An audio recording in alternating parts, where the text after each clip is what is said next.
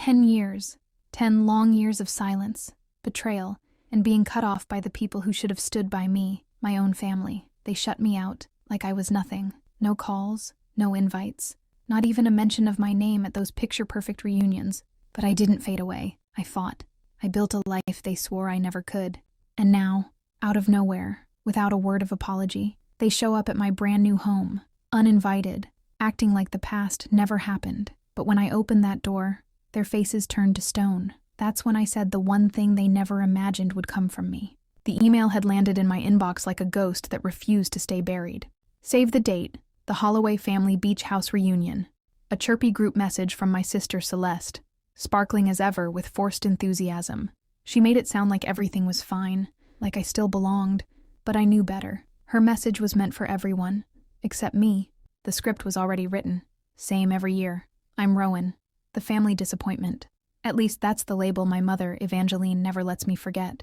Sometimes through cutting silence, other times through those sharp, polished sighs of hers that say everything without a single word. You're not letting this get in your head again, right? Miles leaned over the divider between our desks, eyes filled with quiet concern. I slammed the email shut. Of course not, I lied, stretching a smile that didn't reach my eyes. Just another day at the office, but it wasn't. Not this time. This day. This was the turning point. The Holloway family beach house. It held every memory that ever mattered, before things changed, before I changed, before they pushed me to the sidelines and labeled me the outsider. I still remember the summer I turned 12, the moment everything quietly shifted. "Rowan, sweetheart, why don't you come help in the kitchen?" my mother, Evangeline, had said in her too smooth tone. Meanwhile, Celeste got to sit in on Dad's business meetings out on the deck, sipping lemonade like she already belonged to a different world. "Griffin, darling, go show the neighbors your latest project." And there I was, left alone, curled up with a book they called a waste of time, a distraction, a phase, something I'd eventually grow out of. My phone buzzed, pulling me out of the past. A message from Savannah, my one real friend from those days. The one person who still saw me. I smirked, typing back, "Bingo. Let me guess, another reunion email?" I didn't have to. The answer came faster than either of us expected. "Want to bet how long until your mom calls with limited space excuses?" I didn't have to. The answer came faster than either of us expected. Within the hour, my phone lit up with her name. Evangeline Holloway, right on cue. "Rowan, darling," she cooed, every syllable laced with false warmth. "About the reunion." "Let me save you the trouble, Mom," I cut in, my voice steadier than I expected. "The house is too full this year, right? Celeste's kids need the space. Or maybe it's Griffin's new girlfriend who gets priority this time." The silence that followed wasn't just awkward, it was loud. Eventually, she muttered, "Well, you know how it is. Celeste's children are at such an important age." Of course they are. Everyone else always has a reason to belong. I just had reasons to be left out. The promotion letter lay quietly on my desk, like a secret I hadn't shared. Senior Vice President, at 35, the youngest in the company's history. "Yeah, Mom, I know exactly how it is." After hanging up, I made my way to Lance's office. My mentor, my boss, and for the past 10 years, the closest thing I've had to someone who truly believed in me. He looked up from his screen, eyes narrowing with instant recognition. "Family?" he asked, motioning to the chair across from him. I nodded, sinking into the leather seat with the weight of a decade pressing on my shoulders. "Sometimes I wonder why I still let it get to me," I admitted. "Because you're human," Lance replied simply. "No judgment, just truth." I forced a smile. "Well, the best revenge is success, right?" He leaned forward, the corner of his mouth lifting, eyes alight. "No, the best revenge is becoming so wildly successful, they can't pretend you don't exist anymore." There it was, the spark I needed, the fire I'd buried under years of doubt. "Speaking of which," he continued, shifting gears with a knowing grin, "have you given more thought to my proposal about the Richardson merger?" I pulled out my tablet, brushing away the lingering thoughts of Evangeline, Celeste, and Griffin. "Actually, I have. I've been running some numbers, and I think we've been looking at it from the wrong angle." For the next hour, we dove into strategy, formulas, forecasts, possibilities. This was my sanctuary. This was where I thrived. Not at some beach house I was never really welcome to, but here, at the table where I had earned my place. As I walked Lance through my plan, that old feeling surged back. Confidence, power, purpose. This was where I truly belonged. Later that evening, the city was cloaked in golden twilight as I drove home, headlights streaking past like memories I couldn't quite escape. My phone rang. Savannah. She didn't waste time with pleasantries. You know what you need? She asked, voice sharp and sure. A plan. A plan for what? I sighed. To show them exactly what they've been missing. You're not that scared little girl anymore, Rowan. You're a force now. A force they chose to overlook. I paused at a red light, the glow of traffic casting blurred patterns across my windshield. Everything outside looked like a dream just out of reach. What's the point? I whispered. They've already made it clear where I stand. Savannah didn't hesitate. The point is, you deserve better. And maybe it's time they finally saw that. When the call ended, I found myself sitting in my car, staring up at my apartment building, a towering symbol of everything I'd built. 10 years ago, I walked into that company as nothing more than an intern with a chip on her shoulder and fire in her veins. Now, I had what they said I never would. Success, respect, independence. Everything. Except the one thing I kept pretending I didn't still crave. Family. Acceptance. My phone buzzed again. Another email from Celeste. Photos from last year's reunion. Laughing faces. Familiar landscapes. Inside jokes I never heard. Memories I wasn't part of. But this time the ache didn't rise in my throat. Instead, something else did. Determination. Cold. Clear. Relentless. I opened my laptop and pulled up the real estate listing I'd been quietly watching for months. The Holloway family beach house. The same place that once held every memory and every rejection. Its market value had plummeted in the latest downturn. Our parents couldn't afford to keep it anymore. Time for a different kind of investment, I murmured, clicking contact agent. Maybe Savannah was right. Maybe it was time for a plan. Not one made of vengeance, but of justice. The kind that comes with vision and compound interest. The Richardson merger isn't just about combining assets, I said, standing before the boardroom, the weight of the moment pulsing in my chest. It's about redefining market presence, claiming territory others haven't even thought to touch. Behind me, charts glowed under the projector's light as I guided the room through my strategy, each point backed by months of data, late nights, and pure conviction. At the far end of the table, Remington caught my eye and gave a small thumbs up, silent encouragement from the one person who knew just how much this moment meant. And you're certain about these numbers? Mr. Richardson leaned forward, his weathered face etched with years of experience and skepticism. I stake my reputation on them, I answered, voice steady. But more than that, I stake the future of both our companies. Lance shifted in his chair beside Mr. Richardson. His presence, always quiet but powerful, carried weight. Rowan's never steered us wrong, he said, glancing around the room. Her track record speaks louder than any spreadsheet. 2 hours later, the room was a blur of handshakes, signatures, and subdued celebration. The preliminary deal was done, and I had delivered. As the board members filtered out, Lance pulled me aside, pride lighting his face. Outstanding work, he said warmly. Though I've got to ask, why didn't you mention the Hong Kong promotion? After this merger, that division head role is practically yours. I hesitated. The words caught somewhere between ambition and something heavier. The position was a dream, international, career-defining, and perfectly timed to clash with the upcoming Holloway family reunion. Still considering my options, I said, carefully measured. Back at my desk, Remington was already waiting, perched on the edge like always, coffee in hand and curiosity in his eyes. Spill it, he urged. What's really holding you back? This is everything you've worked for. Before I could respond, my phone buzzed. Celeste's name flashed across the screen like a warning. I let it ring. That's what's holding her back, Savannah chimed in from behind, balancing takeout bags in her hands like a hero in disguise. Family drama as usual. I raised an eyebrow. I thought we were meeting at the cafe? She shrugged, placing the bags down. Changed my mind. Besides, I wanted to see the aftermath of your big presentation. Savannah handed out the sandwiches, then turned to me with that look, the one that always saw straight through me. So, news from Hong Kong travels fast, huh? I muttered, unwrapping my lunch. In this case, good news should travel fast, Remington chimed in, his tone edged with disbelief. You're not seriously thinking about passing this up because of them, are you? My phone buzzed again, another message, Celeste this time. Mom's asking if you got the reunion email. Please respond. I exhaled through my nose. Savannah grabbed my phone. Oh, hell no, she said, backing away with it. You know what this is? This is them realizing they can't ignore you anymore. The Holloway gossip line must have caught wind of what you pulled off in that boardroom. Give me my phone back, I said, reaching for it. She held it out of reach. Not until you promise to stop letting them dictate your life. I'm not, I started to argue, but Remington cut in before I could finish. Rowan, Remember the charity gala last month? The one where you commanded an entire ballroom full of CEOs like a queen? He leaned forward. That's who you are, not the invisible middle child they made you feel like. My phone buzzed again. Griffin. Hey sis, long time? Got a minute to chat? Suddenly, everyone wants to talk, I said dryly. Because you're becoming impossible to ignore, Savannah said, smirking. And I'm here for it. Now about Hong Kong, I began hesitantly. The timing. Perfect, Remington cut in. Show them exactly what they threw away while they're busy playing happy family at their precious beach house.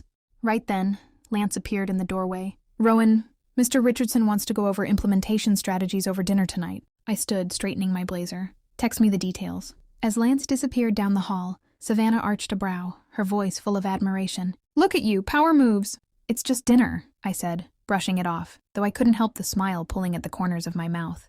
Just dinner with one of the most influential men in the industry, Remington corrected, while your family probably still thinks you're pushing paperwork in some entry-level job. My phone lit up once more. This time it was from Evangeline. Rowan dear, please call when you can. Important family matters to discuss. I stared at the screen, then up at my friends.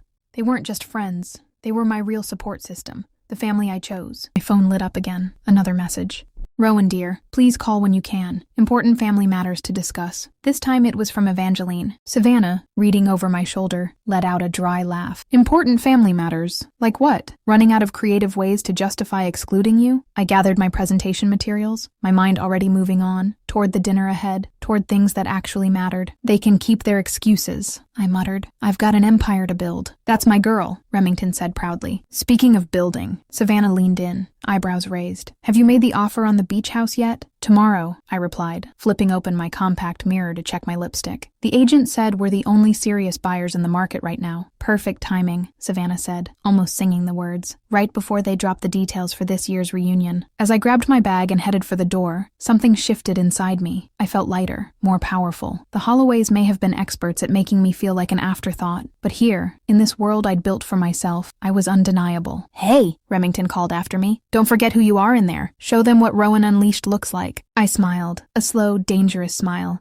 already thinking about the listing waiting in my inbox. Oh, I plan to show everyone exactly who I am. The next morning, I sat across from the real estate agent, the scent of fresh paperwork and old memories thick in the air. Congratulations, Miss Holloway, she said, sliding the keys across the desk. The beach house is yours. My hand trembled slightly as I reached for them. Cold metal, smooth edges. But to me, they weighed more than silver. They held 10 years of pain, perseverance, and unspoken resolve. These weren't just keys to a property. They were keys to my past, and more importantly, to my future. I can't believe you actually did it, Savannah whispered, her voice full of awe as she gripped my arm. The real estate agent across the desk offered a polished, professional smile. The paperwork will be processed by end of business today. Given the current market dip, Ms. Holloway, you've made a remarkably shrewd investment. As we walked out of the office, I clutched the keys so tightly they left tiny imprints in my palm. I wasn't sure if I was holding on to them or everything they represented. Then my phone buzzed. Lance. Tell me you closed the deal, he said, skipping greetings entirely. Just signed the papers. Perfect timing. The Hong Kong position? Yours if you want it. The board gave unanimous approval this morning. I stopped cold on the sidewalk. Savannah, caught off guard, bumped into me. Wait, what? I thought that decision wasn't coming until next month. Your performance at the Richardson dinner accelerated everything, Lance said. And get this, he personally requested you to lead the merger transition team. As I ended the call, Savannah's hands landed on my shoulders, eyes wide and shining. Okay, this is literally perfect. You own their beloved beach house and you're about to become an international powerhouse. She paused for effect, then grinned like a cat with a secret. Please tell me you're going to milk this for all it's worth. Before I could respond, another buzz, this time a text from Celeste. Family meeting this weekend to finalize reunion plans. Mom insists you attend. Please. Savannah snatched the phone from my hand, reading aloud with a dramatic gasp. Oh, this is too good. They have no idea you own the venue for their precious little reunion. I laughed, a low, steady sound, one I hadn't heard from myself in a long time. Neither did the agent. Not yet, but they were all about to find out. I made sure the purchase went through under my corporation's name, I told Savannah with a sly smile. Her eyes lit up. Sneaky. I love it. She looped her arm through mine as we strolled toward the car. So, what's the plan? She asked, already grinning like she knew I had something delicious in mind. Before I could answer, my phone rang. Remington. Lance just called me, he said the second I picked up. Both pieces of news. You're taking Hong Kong, right? Haven't decided yet, I replied, switching to speaker as I pulled onto the road. What's there to decide? Remington asked. It's perfect. You'll run the merger from Asia, build your global clout, and leave the Holloways to stew in their own regret. Speaking of stewing, Savannah chimed in, turning to wink at me. Rowan just got cordially summoned to a family meeting about the reunion. Remington burst out laughing. No way, are you actually going? I didn't answer immediately. I was turning onto the coastal road, the ocean flashing between tall trees like something out of a memory. Only this time it wasn't a memory, it was mine. All of it. Yes, I said softly, eyes fixed on the horizon. I think it's time for a visit. The drive felt different. Every curve in the road, every whisper of sea breeze against my windshield, it all belonged to me now. No longer a guest, no longer an outsider. I was the owner of the very place they had once used to shut me out. I pulled up in front of the old Victorian house. Its weathered blue paint and white trim hadn't changed, but I had. Savannah let out a low whistle. I forgot how gorgeous this place is. No wonder they're clinging to the reunion tradition like it's sacred. We climbed the front steps, and with a quiet click, I unlocked the door. The scent hit me first. Sea salt, sand, sun-drenched memories. Laughter over long dinners, whispered arguments in the hallway, secrets, and now, layered over it all, the quiet, unmistakable scent of victory. My phone rang again. Rowan, are you coming this weekend? It was Evangeline. Celeste said she texted you. I paused just inside the living room, my fingers brushing the faded wallpaper. The walls didn't echo with judgment anymore, just satisfaction. Actually, Mom, I said, my voice calm, firm, and unapologetic. I'm at the beach house right now. Silence. Heavy. Deafening. Delicious. Well, what? How? Her voice cracked. The realtor said it was sold. Did she? I murmured, walking further inside, letting the hush of the house welcome me. Don't worry about it, I added with the faintest trace of a smile. I'll see you this weekend. And then I hung up. Before she could respond. Before she could rewrite the story.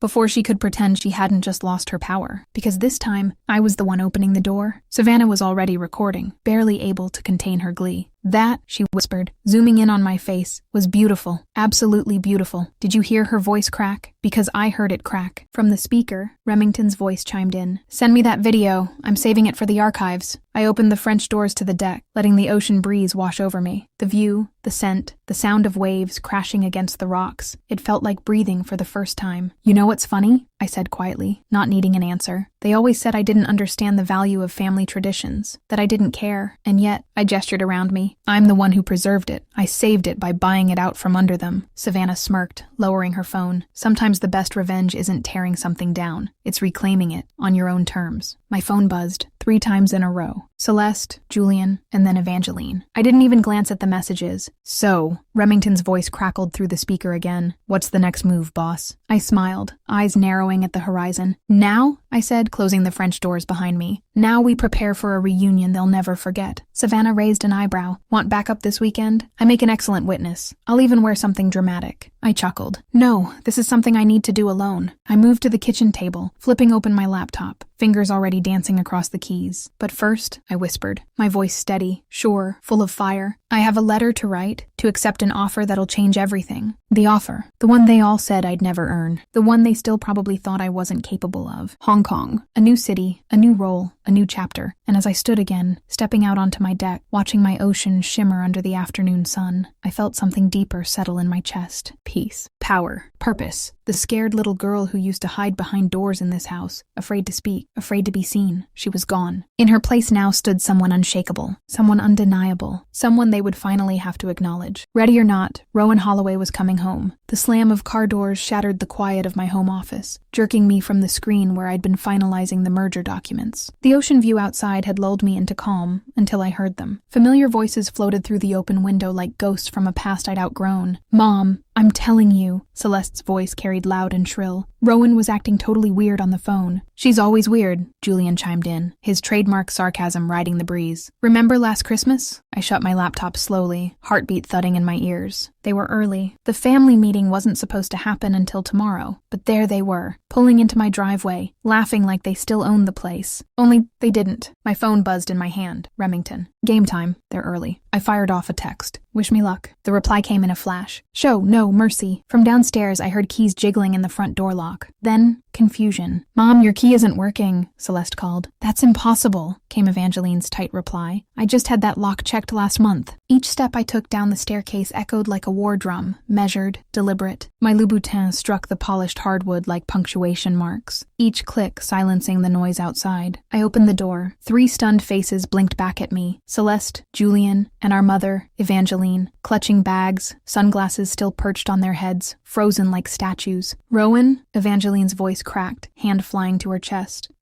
How did you get in? I tilted my head, a soft smile playing on my lips. I live here, I said simply, stepping back into the doorway. Please, come in. I gestured grandly. My house is your house, literally. The silence that followed was delicious, thick, stunned, and utterly satisfying. Celeste's mouth opened, trying to form words, but nothing came out. And just like that, the queen had reclaimed her castle. Julian dropped his duffel bag with a thud that echoed through the entryway. What do you mean you live here? Evangeline finally managed, her voice thin with disbelief. I turned on my heel and walked toward the kitchen, knowing instinctively they'd follow. Coffee? I offered lightly. Just made a fresh pot, Colombian roast. I remember how much you love it, Mom. Celeste's voice sliced through the air with that familiar big sister condescension. Rowan, what is going on? I poured myself a cup, letting the silence do most of the talking. Steam curled upward, scented with rich Arabica and something sweeter, vindication. I thought the family meeting was tomorrow, I mused aloud. Did I miss a memo? Oh, wait, I looked up with a smirk. I guess I'm not usually included in those. Stop playing games, Julian snapped, face flushed. How are you even in here? This is our family house. Actually, I said, pulling my phone from my back pocket with unhurried grace. A few taps brought up the digital property documents. It's my house now. Has been for 2 weeks. Would you like to see the deed? I turned the screen toward them, watching as realization hit like cold water. Evangeline collapsed into a kitchen chair, her fingers trembling. That's impossible. We would have known. Would you? I asked, calm but sharp. When was the last time any of you asked what I was doing with my life? I leaned against the marble counter, sipping my coffee slowly, savoring each reaction like fine wine. Coffee? I offered again. No? I raised a brow. Your loss. It's imported. Celeste grabbed her phone, scrolling furiously, searching for some confirmation, some mistake. But there was none. Just me and the truth. This can't be real. Julian's voice cracked as he stared at me. How could you possibly afford? The same way I afford my penthouse apartment, I said smoothly, crossing to the island with my coffee, my vacation home in Aspen, my car collection. I shrugged. I work. Remember work? That thing you all said I'd never figure out. Your what? Julian choked, like the concept itself was offensive. A car door slammed outside again. Before anyone could respond, a familiar voice boomed from the porch. Why is everyone standing around? Somebody help me with these groceries. In here, Dad, I called. Let me help you with those. He appeared in the doorway, arms full of bags, and froze the second he saw me. Rowan, what's going on? Family meeting came early, I replied, taking the groceries from his hands and placing them on the counter. Though next time you might want to check with me before buying groceries for my house. His eyes darted to Evangeline, who was still in the kitchen chair like someone had unplugged her from reality. Your house? He repeated slowly. Perhaps we should all sit down, I said, gesturing toward the dining room. I believe we have some catching up to do. They followed me like stunned sheep, settling into the familiar chairs around the long wooden table, the table where I'd spent years on the periphery, passing plates and collecting dishes, never quite belonging. I claimed the seat at the head of the table, Dad's old spot. The symbolism wasn't lost on anyone. About this year's reunion, I began. You can't just buy our family home, Celeste exploded suddenly. This is our tradition. I glanced down, examining a speck on my manicure. Funny thing about traditions, I mused. They're only as strong as the people maintaining them. When the bank called about foreclosure proceedings, where was your tradition then? That hit like a bullet. Mom's head snapped up. How did you know about that? I looked her dead in the eye. I know everything, Mom. I know about the missed payments, the second mortgage, the tax liens. I let the words hang in the air, watching the color drain from their faces. I know because unlike some people, I do my research before making investment decisions. My phone buzzed again. A text from Savannah. Me. Backup. All good. Operation Karma in progress. I smiled at the screen, then looked up at the family still frozen in disbelief. Now, about those reunion plans, I said, rising from my seat and strolling toward the massive bay windows. I was thinking we might need to make some changes this year. I gestured to the sweeping ocean view outside. New house, new rules. The look of dawning comprehension on their faces was delicious. It was better than any merger deal I'd ever closed. And we were just getting started. You could have told us, Celeste said, her voice quieter, cutting through the silence. About your success, your career, everything. I turned slowly, one brow raised. Could I? When exactly? Between being uninvited to family gatherings or those holiday calls that never came? Dad cleared his throat, voice gruff. Now, Rowan, that's not entirely fair. I laughed, short, sharp, enough to make Mom flinch. Fair? Let's talk about fair. Remember my college graduation? When all of you skipped it because Griffin had a soccer game? That was different, Mom jumped in, already defensive. Griffin was up for a scholarship, which he didn't get, I finished flatly. Meanwhile, I was accepting my MBA, with honors. Not that any of you knew. You never asked. The silence in the room thickened. My phone buzzed again. Lance, Hong Kong announcement goes public tomorrow. Want me to delay? I stared at the message for a moment, then looked at my family, my uninvited audience. Actually, I murmured, tapping a reply. Don't delay a thing. Let the world know. I pressed send. Their phones would start blowing up within the hour. And maybe, just maybe, they'd finally realize this wasn't little Rowan anymore. Perfect timing. Proceed as planned. I sent the reply to Lance, letting the reality settle. Griffin leaned forward, arms folded. So what now? You're going to hold this over our heads? Make us beg to use our own family house? I stood up slowly, calm, collected. Your family house? I walked to the newly renovated kitchen, heels clicking like punctuation. Come, let me show you what your family house looked like when I bought it. I opened the folder I'd left on the marble counter, spreading out the before and after photos like evidence in a trial. Rotting deck boards, leaking roof, outdated electrical that was one storm away from burning this place to the ground. I pointed to each image one by one. $60,000 in repairs just to make it livable. Another $100,000 in renovations to make it safe and beautiful again. Celeste picked up one of the photos, her face paling. We didn't know it was this bad, she whispered. Because none of you bothered to check. I met her eyes unflinching. You just assumed it would all magically take care of itself, like you assumed I'd never amount to anything. Dad stood abruptly, voice raised. That's enough. We may have made mistakes, but you're still our daughter. I turned to him. Am I? Because from where I'm standing, I've been your afterthought for 20 years. Then my phone lit up. A news alert. Breaking. Rowan Holloway named Vice President of International Operations following historic Richardson merger. Mom's phone buzzed seconds later. She gasped. Her lips moved as she read aloud, voice trembling. Vice President of International Operations. I took a slow sip of coffee, savoring the taste, among other things. Her gaze lifted, shell-shocked. Rowan, you're moving to Hong Kong? Yes, I said, smiling. The merger I just closed is worth more than this house, and everything in it. Celeste grabbed Mom's phone, scanning the screen in disbelief. Youngest executive in company history, revolutionary merger strategy, projected to triple market share. She looked up, stunned. Ampo, Sabla, Griffin, Moothead. You're